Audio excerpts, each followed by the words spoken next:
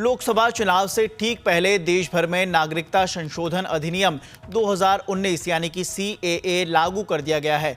गृह मंत्रालय ने 11 मार्च को इसकी अधिसूचना जारी की। इसके तहत अब 3 पड़ोसी देशों के अल्पसंख्यकों को भारत की नागरिकता मिल सकेगी। इसके लिए उन्हें सरकार द्वारा तैयार किए गए ऑनलाइन पोर्टल पर आवेदन करना होगा। इसी CAA कानून से जुड़ी 10 बड़ी बातें आज हम बात करेंगे।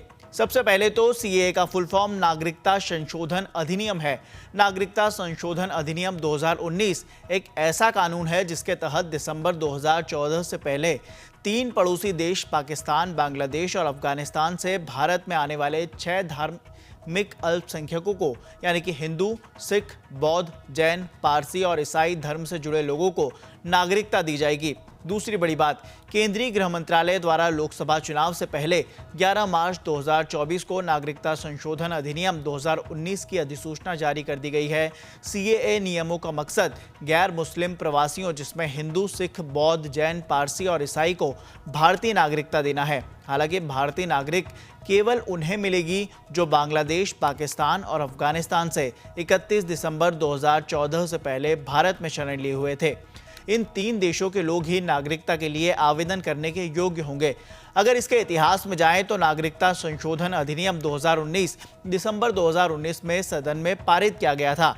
इसके बाद राष्ट्रपति से CAA कानून को मंजूरी भी मिल गई। हालांकि राष्ट्रपति से मंजूरी मिलने के बाद देश के अलग अलग राज्यों में CAA को लेकर विरोध प्रदर्शन किया गया। उधर CAA के नियम भी पहले से ही तैयार कर लिए गए थे और इसके लिए आवेदन की प्रक्रिया पूरी तरह से ऑनलाइन रखी गई है।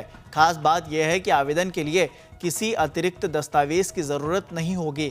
आवेदन को केवल इतना बताना होगा कि वे भारत कब आए थे। इस बीच पिछले 2 सालों के दौरान 9 राज्यों के 30 से ज़्यादा जिला मजिस्ट्रेटों और गृह सचिवों को नागरिकता अधिनियम 1955 के तहत अफगानिस्तान, बांग्लादेश और पाकिस्तान से आने वाले हिंदुओं, सिख, बौद्ध, जैन, पारसी और ईसाई धर्म के लोगों को भारतीय नागरिकता प्रदान करने की क्षमता प्रदान की गई है।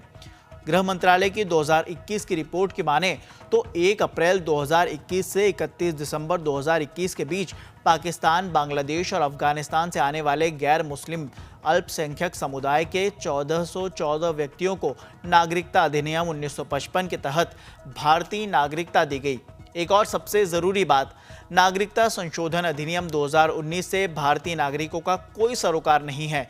संविधान के तहत भारतीयों को नागरिकता का अधिकार है।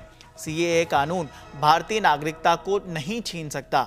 जिस नागरिकता संशोधन अधिनियम को लागू किया गया है वो सदन में 11 दिसंबर 2019 को पारित किया गया था। CAA के पक्ष में 125 वोट पड़े थे जबकि 105 वोट इसके खिलाफ डाले गए थे। इसके बाद 12 दिसंबर 2019 को इसे राष्ट्रपति की मंजूरी भी मिल गई थी। इससे पहले साल 2016 में भी नागरिकता संशोधन विधेयक 2016 CAA पेश किया गया था। इसमें 1955 के कानून में बदलाव किया जाना था। यहाँ से ही तो ये पास हो गया लेकिन राज्यसभा में अटक गया। इसके बाद इसे संसदीय समिति के पास भेजा गया और फिर चुनाव आ गए। दोबारा चुनाव के बाद नई सरकार बनी, इसीलिए दिसंबर 2019 में इसे लोकसभा में फिर पेश किया गया। इस बार ये बिल लोकसभा और राज्यसभा दोनों जगहों से पास हो गया है।